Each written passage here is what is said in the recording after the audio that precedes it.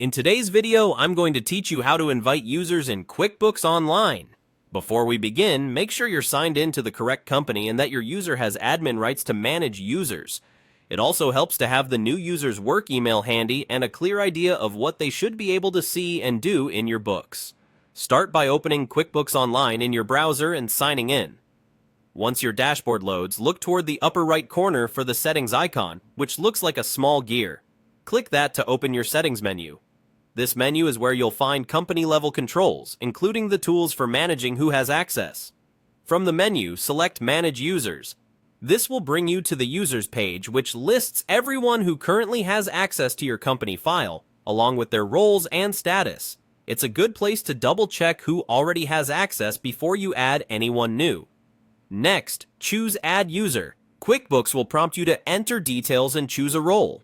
This is an important step, because the role determines what the person can see and change. For many team members, a standard user role is best. You can limit them to customers and sales, vendors and expenses, or give them access to both, and you can decide whether they can see payroll or bank balances. If the person only needs to track time, you can restrict them to time tracking only. Reserve full admin access for people who truly need complete control, such as owners or lead accountants. Take a moment to review the options and pick the least access necessary for the job. Then enter the user's name and work email carefully, since the invitation will be delivered there. When everything looks right, click Invite. QuickBooks sends an email invitation that includes a link for the recipient to accept and set up their login. Let the person know to check their inbox and spam folder and remind them that invitations can expire after a short time. If they don't receive it, you can return to the Manage Users page to verify the email and resend the invite. After they accept, you'll see their status update from invited to active, and they can sign in with the permissions you assigned.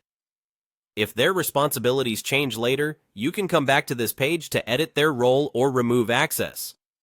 And that's it.